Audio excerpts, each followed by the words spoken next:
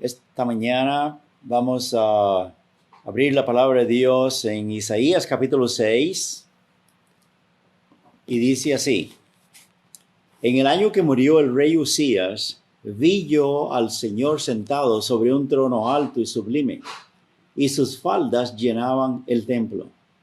Por encima de él había serafines, cada uno tenía 6 alas, con 2 cubrían sus rostros, con 2 cubrían sus pies, y con 2 volaban. Y el uno al otro daba voces diciendo: Santo, Santo, Santo, Jehová de los ejércitos. Toda la tierra está llena de su gloria. Y los quiciales de las puertas estremecieron con la voz del que clamaba, y la casa se llenó de humo. Entonces dije: ay de mí, que soy muerto, porque siendo hombre inmundo de labios, y habitando en medio del pueblo que tiene labios inmundos, han visto mis ojos al Rey, Jehová de los ejércitos. Y voló hacia mí uno de los serafines, teniendo en su mano un carbón encendido, tomado del altar con unas tenazas. Y tocando con él sobre mi boca, dijo: He aquí, esto tocó tus labios, y es quitada tu culpa, y limpio tu pecado. Después oí la voz del Señor que decía: ¿A quién enviaré? ¿Y quién irá por nosotros? Entonces respondí yo: heme aquí, envíame a mí. Oremos. Padre Santo, gracias te damos en esta mañana por tu palabra que nos enseña y nos enfoca siempre, Señor, en cuán grandioso eres, cuán santo, cuán lleno de amor, que nosotros podemos ser reconciliados con ti, Padre Santo, y luego ser enviados para hacer tu trabajo. Padre Celestial, gracias te damos por lo que Cristo ha hecho a favor de este mundo pecador, a favor de todos nosotros. Gracias, Señor, porque te conocemos, porque te amamos, porque somos tus hijos y porque tú, Señor, nos amas tanto como la niña de tus ojos. Guíanos ahora, Señor, en esta mañana, que tu palabra sea recibida, sea abrazada, sea creída, y que si alguien necesita a Cristo como Salvador, que hoy sea el día que tome esa decisión. Y nosotros que ya te conocemos, que somos tus hijos, ayúdanos para estar más cerca de ti, aprender más de ti, Señor, y ser edificados con tu palabra. Por Jesús, nuestro Salvador. Amén. El tema de esta mañana es Dios de santidad y de esperanza. La santidad es uno de los atributos de Dios. La palabra atributo más o menos puede ser definida como características personales, así como el color de los ojos, la estatura, características del individuo. Así también nuestro Dios tiene sus propios atributos. Sabemos que es un Dios de amor, de bondad, de misericordia, lleno de gracia, es inmutable, es omnipotente, omnisciente, etc. Pero una de las más importantes características de nuestro Dios es su santidad. Esto ocurrió más o menos en el año 745, según los anales de la historia. Este rey Usías fue un rey de Judá, y dice la Biblia acá que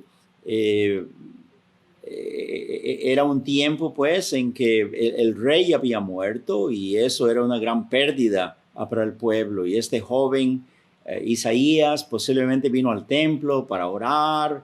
Quizá estaba un poco preocupado por la condición de su pueblo, y al tener esta visión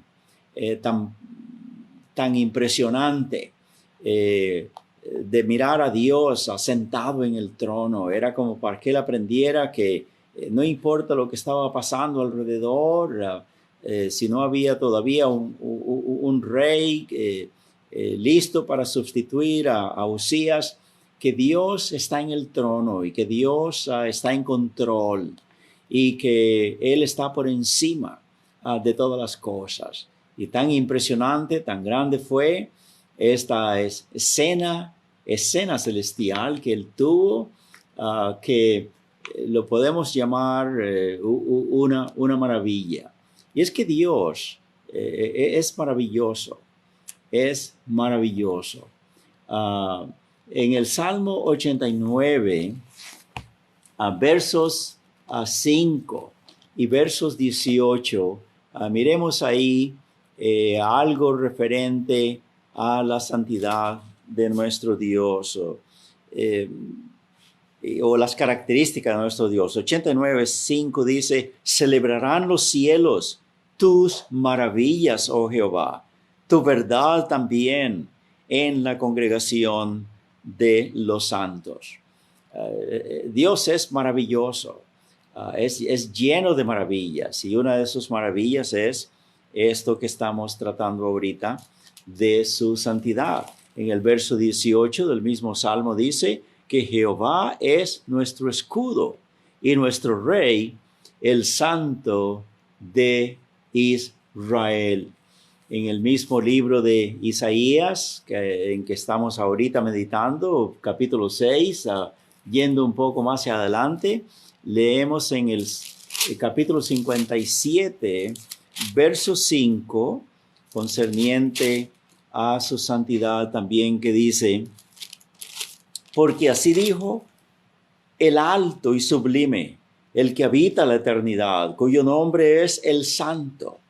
Él dice: yo habito en la altura y la santidad, y con el quebrantado y humilde de espíritu, para hacer vivir el espíritu de los humildes y para vivificar el corazón de los quebrantados. Él habita en las alturas, habita en la santidad, es donde Él mora, donde Él reside. Qué precioso es nuestro Dios, ¿verdad? En Habacuc, capítulo 1, verso 13, dice que Él es sumamente santo y que no puede ni siquiera a sus ojos mirar la iniquidad. La iniquidad. Recordemos ahora, hermanos, que cuando el Señor Jesucristo estaba dando su vida en la cruz del Calvario en pago por nuestros pecados, para redimirnos de toda maldad, de toda iniquidad, y ser perdonados y salvos a los que tenemos fe en Él, dice la palabra de Dios que hubo oscuridad desde mediodía hasta las 3 de la tarde, por 3 horas. Figúrese usted, cuando el sol está en su cenit, que está iluminando, y esto era en tiempo de verano, dice la Biblia que hubo tinieblas, hubo oscuridad. Era en ese momento cuando su hijo estaba cargado de todos los pecados suyos y míos y de todos los hombres que han existido y que todavía están por existir. Los pecados de todo el mundo, Dios los cargó sobre su hijo, y como que Él dobló su cuello, como que no quiso mirar a su hijo cargado de pecado. Qué horrible fue y dolorosa esta experiencia para nuestro Padre Celestial. Sí, Él no puede mirar el pecado, y por eso abandonó a su hijo, para que usted y yo no fuéramos abandonados por la eternidad. Gloria al Señor. Pero la santidad, pues, de nuestro Dios es, por supuesto, celebrada, y en esta ocasión en que Isaías está mirando esto, está oyendo a los serafines cantar en coro, diciéndose unos a los otros: santo, santo, santo, Dios de los ejércitos. Dice, toda la tierra está llena de su gloria.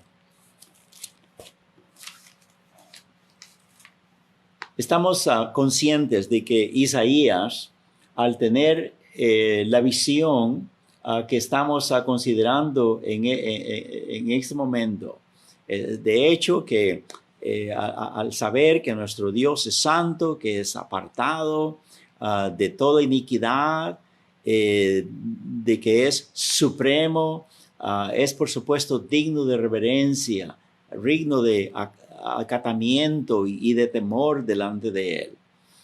Tanto temor, dice la palabra de Dios, que tuvo Isaías, que en los versos siguientes dice, el verso 5, entonces dije, ay de mí, que soy muerto, porque siendo hombre inmundo de labios y habitando en medio de pueblo que tiene labios inmundos, han visto mis ojos al Rey, a Jehová de los ejércitos. Aquí podemos mirar el gran contraste que hay entre la santidad de Dios y la pecaminosidad del hombre, al decir labios inmundos. Sí, en el Salmo 14, versos 2 al 4, miremos rápidamente ahí lo que dice este salmo en cuanto a nuestra condición delante de él. Dice, verso 2 del Salmo 14, Jehová miró desde los cielos sobre los hijos de los hombres para ver si había algún entendido que buscara a Dios.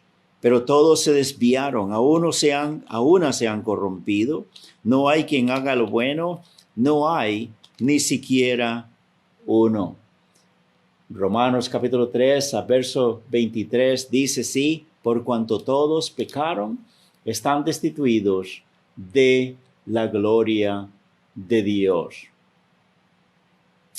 En Marcos capítulo 7, del verso 15 al 23, vamos a ir también ahí al Nuevo Testamento para que miremos esta condición pecaminosa descrita por la palabra de Dios sobre nosotros los hombres. Y por supuesto, las mujeres también, ¿verdad? Dice en el capítulo 7 de Marcos,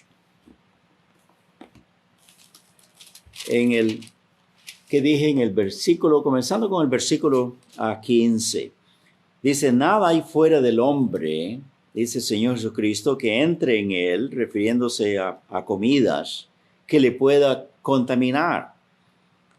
Pero lo que sale de él, eso es lo que contamina al hombre. Si alguno tiene oídos para oír, oiga. Y cuando se alejó de la multitud y entró en casa, le preguntaron sus discípulos sobre la parábola. Y él les dijo, ¿también vosotros estáis así sin entendimiento? ¿No entendéis que todo lo que fuera que entra en el hombre no le puede contaminar? Porque no entra en su corazón. Como dije, se está refiriendo a comidas. Y es que los fariseos estaban criticando a los discípulos del Señor Jesús, que ya nos estaban lavando tanto las manos antes de comer, ni limpiando los platos y los vasos y otras cosas, porque para ellos las cosas exteriores les contaminaban espiritualmente. Dice el Señor, no hay nada que entre al hombre que le pueda contaminar, pero lo que sale del hombre, eso sí, le contamina. Dice el verso 19, porque no entra en su corazón, sino en el vientre y sale a la letrina. Y esto decía, haciendo limpios todos los alimentos. Pero añadía diciendo que lo que del hombre sale, eso contamina al hombre. Porque de dentro del corazón de los hombres salen los malos pensamientos, adulterios, fornicaciones, homicidios, hurtos, avaricias, maldades, el engaño, la lascivia, la envidia, maledicencia, soberbia, insensatez. Todas estas maldades de dentro salen y contaminan al hombre. Pero el problema, pues, del hombre es su corazón, es su naturaleza pecaminosa. En la palabra de Dios aprendemos que esto se llama esta pecaminosidad tiene su nombre, que es que él completamente no tiene nada bueno. Miremos lo que dice en el Salmos 51, verso 5. Salmos 51, versos 5. Dice, he aquí, en maldad he sido formado, y en pecado me concibió mi madre. Dios está declarando ya desde que el momento mismo de la concepción, al unirse ambos elementos, femenino y masculino, y en el momento que concibe, la mujer ya es una criatura pecaminosa, una criatura pecaminosa. Es lo que Dios nos dice, que nacemos ya como pecadores. Podemos decir a nuestros hijitos, nuestros nietitos, ay, qué lindo, que es un angelito que vino del cielo, etcétera, etcétera. Pero no, lo que la palabra de Dios dice que no es un angelito, pero que es un pecador, el que ha nacido. También en Isaías 64, yendo otra vez a nuestro libro del profeta Isaías, en capítulo 64, verso 6, dice, si bien todos nosotros somos como sociedad y nuestras justicias como trapo de inmundicia, caímos todos nosotros como la hoja y nuestras maldades nos llevaron como viento.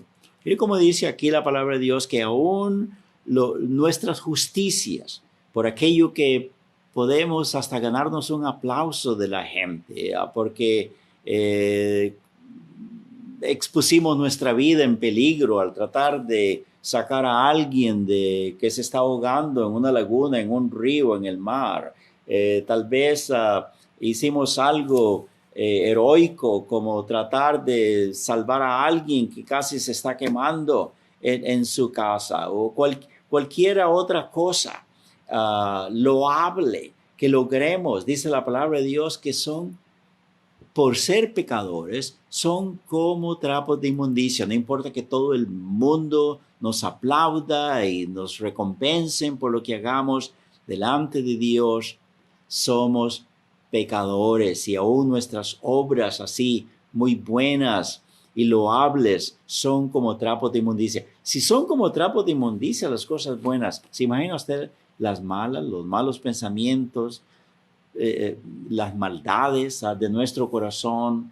Bueno, somos hinchazón y podrida llaga delante de nuestro supremo y santo Dios. Amén. Somos vistos por nuestro Señor como gusanos repugnantes de tanques sépticos. Posiblemente alguien de ustedes se siente ofendido, insultado por esto, pero es lo que dice la palabra de Dios. En el pecado en que vivimos, en que nos movemos, es sumamente repugnante, odioso, pecaminoso delante de nuestro Dios. Y eso somos. Y así es como se siente Isaías. Uy, ¿cómo es posible que yo, siendo de labios inmundos, de corazón pecaminoso, y que estoy igual que todos los demás, cómo es posible que yo haya visto al Rey supremo, santo, sublime Dios? Estoy acabado. Aquí voy a caer ahorita muerto, porque no soy digno de tener semejante privilegio, semejante visión.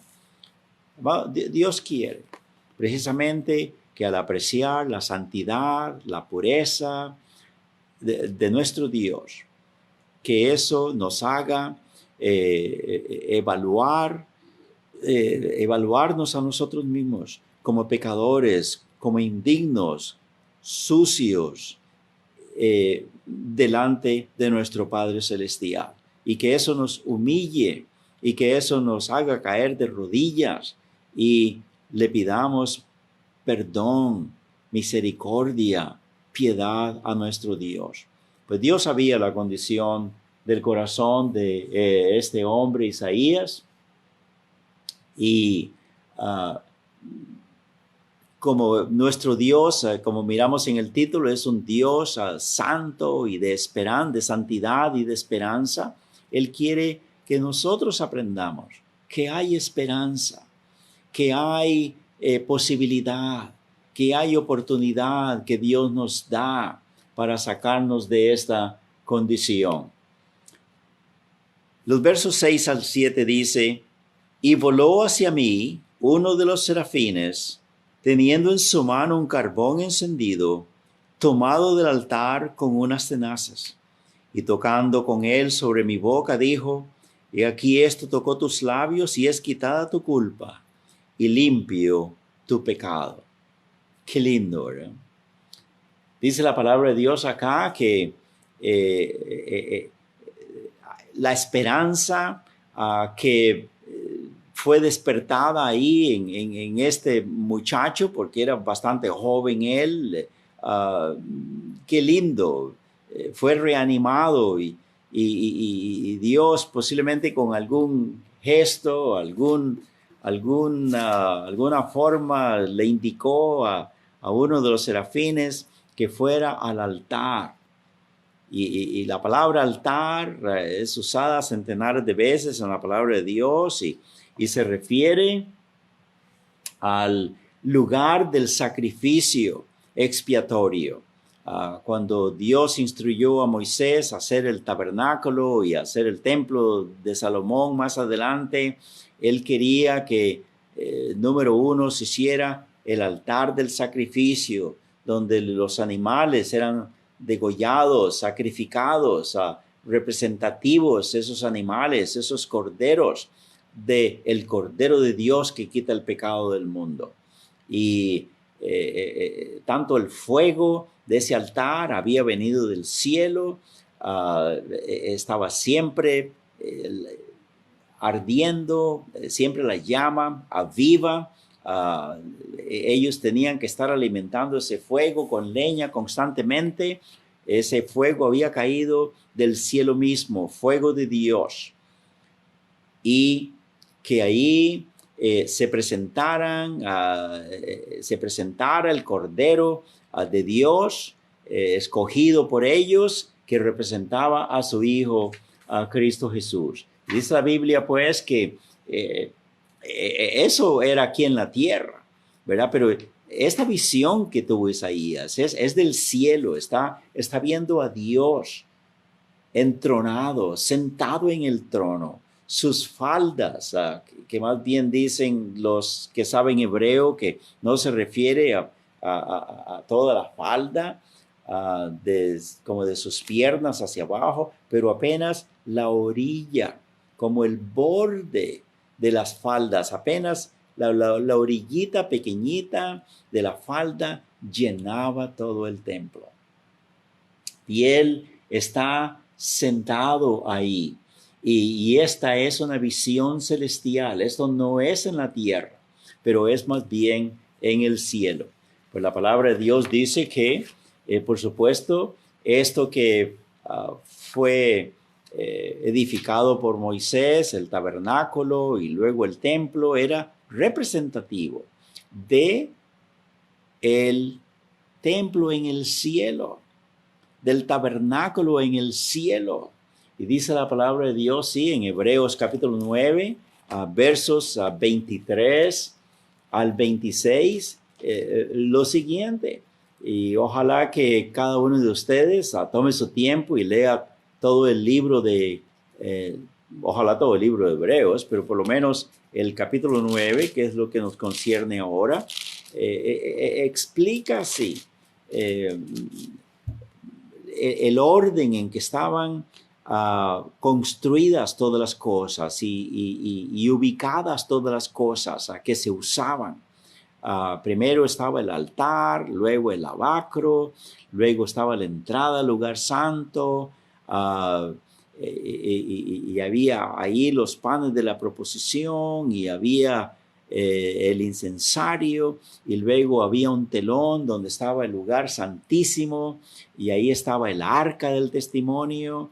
Dentro de esa arca estaban las tablas de los mandamientos que había quebrado Moisés. Estaba también un tazón lleno de maná, que recordatorio de que Dios había alimentado al pueblo por 40 años en el desierto. Y dice la palabra de Dios también que estaba ahí la vara de Aarón que reverdeció, indicando que él era el único hombre que Dios había escogido para ser el sumo sacerdote. Y era precioso todo eso. Y todo eso, dice la palabra de Dios, que era representativo de cómo son las cosas en el cielo. Miremos lo que dice aquí en Hebreos capítulo 9, dije, comenzando con el versículo 23. Fue pues necesario que las figuras de las cosas celestiales, está hablando de las cosas celestiales,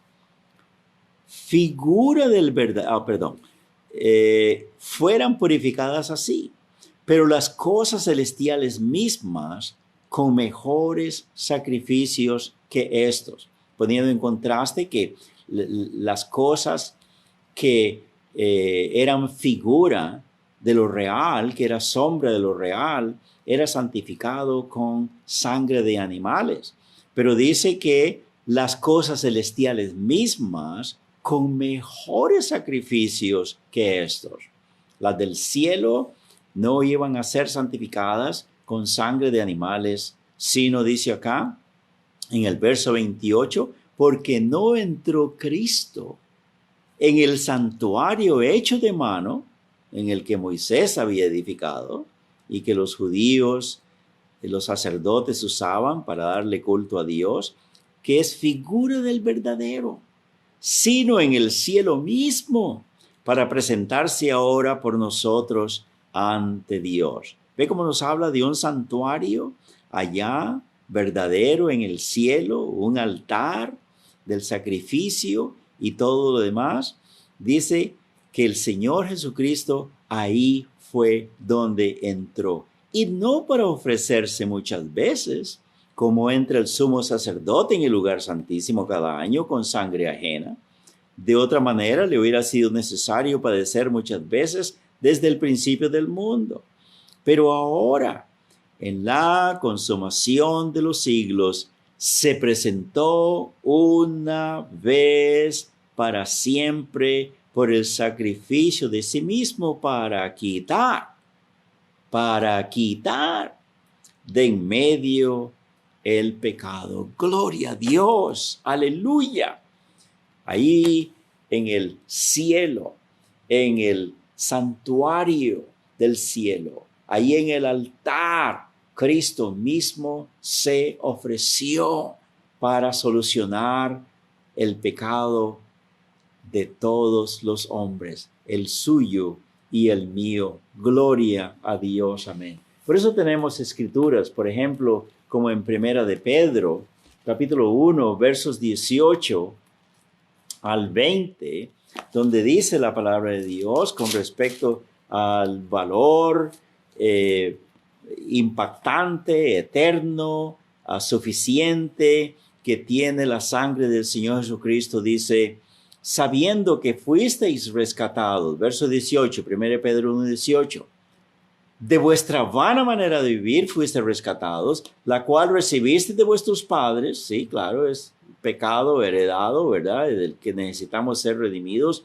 y redimidos no con cosas corruptibles, como oro o plata, sino con la sangre preciosa de Cristo, como de un cordero sin mancha y sin contaminación, ya destinado desde antes de la fundación del mundo, pero manifestado en los postreros tiempos por amor de vosotros. ¿Qué le parece?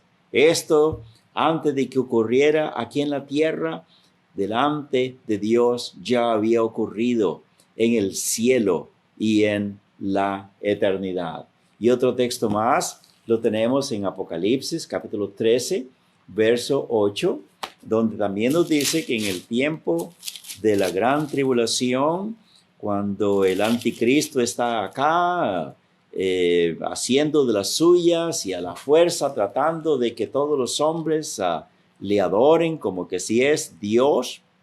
Antes que venga el Señor Jesucristo va a hacer eso, pero dice acá en el verso capítulo 13, verso 8, dice que a esta imagen, a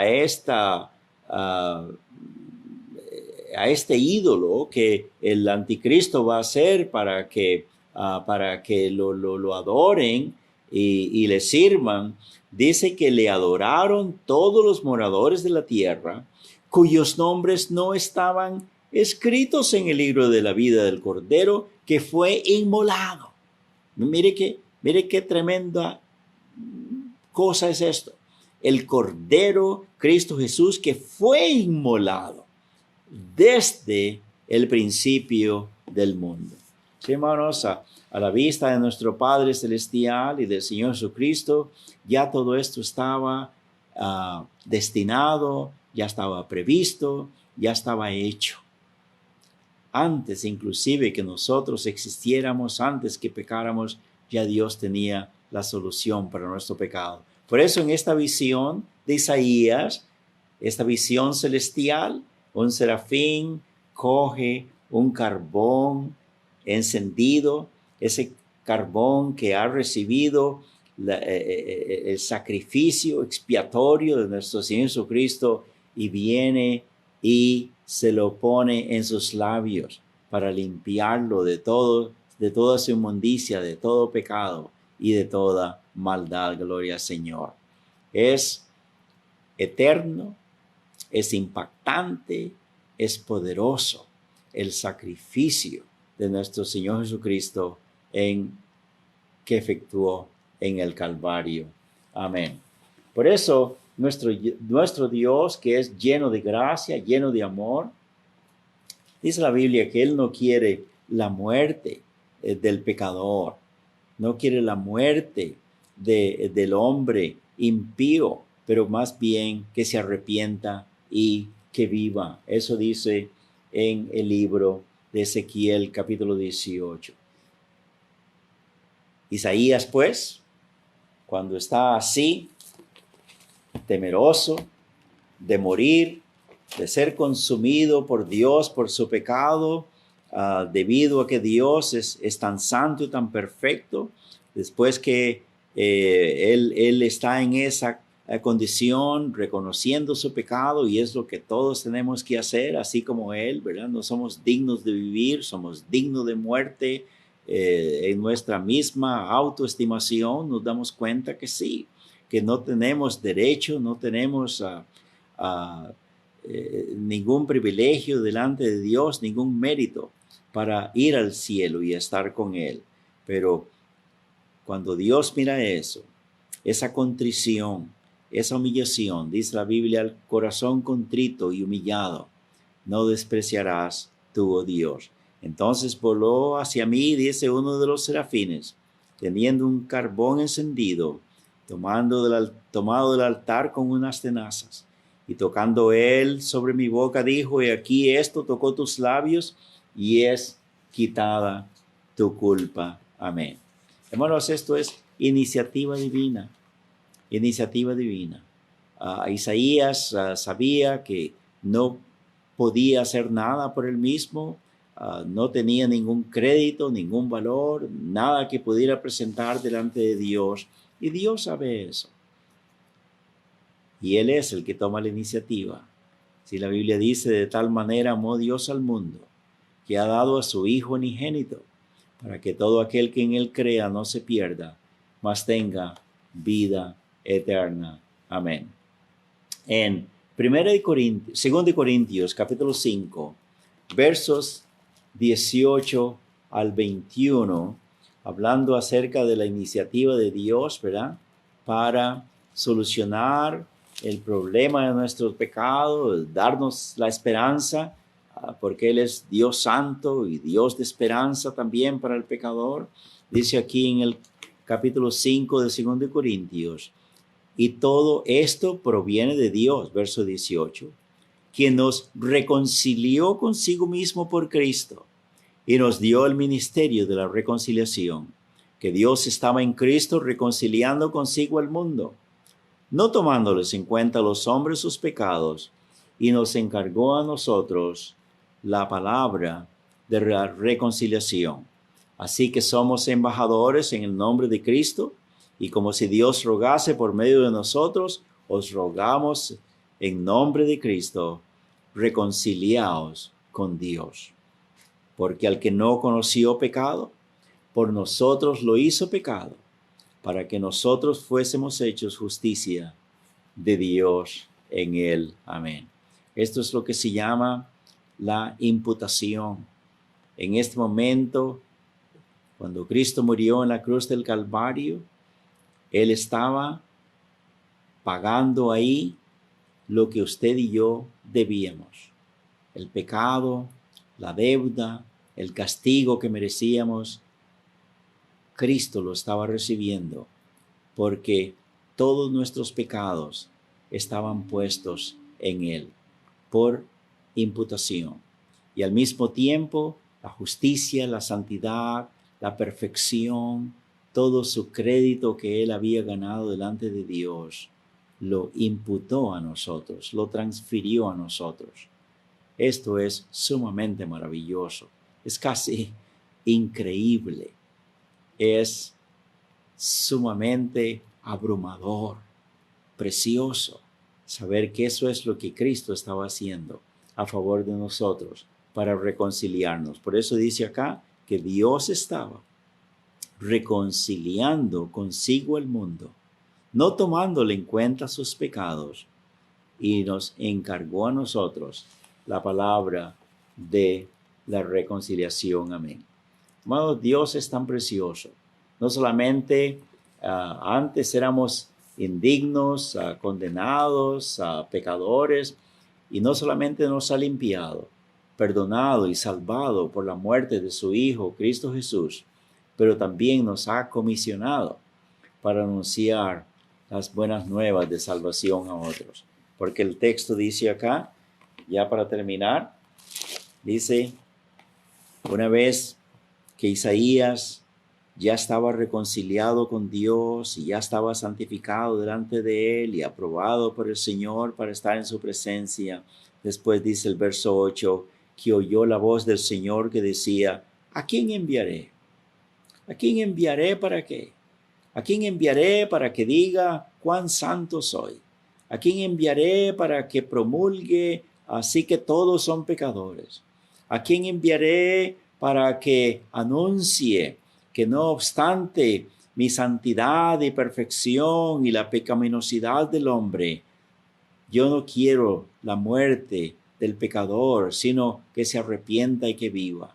¿Quién va a ir a darle las buenas nuevas del evangelio, de la salvación por medio del sacrificio de mi Hijo Cristo Jesús? ¿A quién enviaré?